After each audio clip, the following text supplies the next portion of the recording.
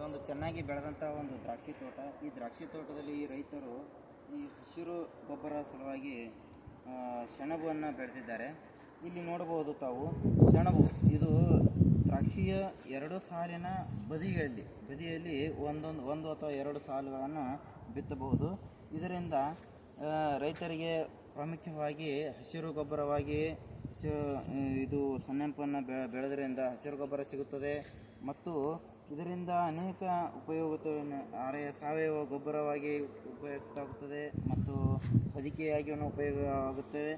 ಇದರ ಜೊತೆಗೆ ರೈತರಿಗೆ ಇದೊಂದು ಒಳ್ಳೆ ರೀತಿಯಾದಂಥ ಹಸಿರು ಗೊಬ್ಬರ. ಇದು ದ್ರಾಕ್ಷಿ ಬೆಳೆಯಲ್ಲಿ ಬಹಳ ಮುಖ್ಯವಾಗಿದೆ. ಇವರು ಪ್ರತಿ ವರ್ಷ ಯಾವಾಗಪ್ಪ ಅಂತಂದರೆ ಜೂನ್ ಅಥವಾ ಜುಲೈ ತಿಂಗಳ ನಂತರ ಇದನ್ನು ಬಿತ್ತುತ್ತಾರೆ. ನಂತರ ಇದು ಈ ನಮ್ಮ ಛಾಟ್ನಿ ಅಂತಾರೆ, ಅಕ್ಟೋಬರ್ ಛಾಟ್ನಿಗಿಂತ ಮುಂಚಿತವಾಗಿ ಇದನ್ನು ಕಟಾವು ಮಾಡಿ ಈ ಭೂಮಿಗೆ ಹೊದಿಕೆಯಾಗಿ ಹಾಕಿ ಇದನ್ನು ಬುಡದಿಂದ ಕಿತ್ತಿ ಹಾಕಿ ಈ ಸಾಲುಗಳಿಗೆ ಹಾಕೋದರಿಂದ ಇದನ್ನು ತನ್ನಿಂದ ತಾನೇ ಕೊಳೆತು ಗೊಬ್ಬರವಾಗಿ ಆಗುತ್ತದೆ. ಇನ್ನೊಂದು ಹೊದಿಕೆಯನ್ನು ಆಗಿ ಉಪಯೋಗಿಸುತ್ತದೆ. ಇದು ಮೋರೆವರ್ ಯಾವಾಗಪ್ಪ ಅಂತಂದ್ರೆ ಮೋಸ್ಟ್ಲಿ ಹೇಳಬೇಕಪ್ಪ ಅಂತಂದರೆ 31ರಿಂದ 35 ದಿನಗಳಲ್ಲಿ ಇದನ್ನು ಕಿತ್ತಿ ಭೂಮಿಗೆ ಉಪಯೋಗಿಸಬೇಕು.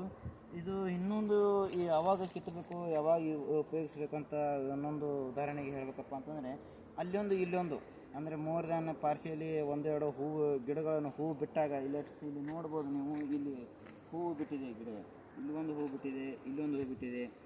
ಈ ರೀತಿ ಹೂವು ಬಿಟ್ಟಾಗ ಇದನ್ನು ಕಿತ್ತಿ ಇಲ್ಲಿ ರೈತರು ಹಾಕಿದ್ದಾರೆ ನೋಡಿ. ಈ ರೀತಿ ಭೂಮಿಗೆ ಕಿತ್ತಿ ಬುಡಕ್ಕೆ ಉಪಯೋಗಿಸಿದರೆ ಇದನ್ನು ಚೆನ್ನಾಗಿ ಗೊಬ್ಬರವಾಗಿ ಉಪಯೋಗ ಆಗುತ್ತದೆ, ಹೊದಿಕೆಯಾಗಿ ಉಪಯೋಗ ಆಗುತ್ತದೆ.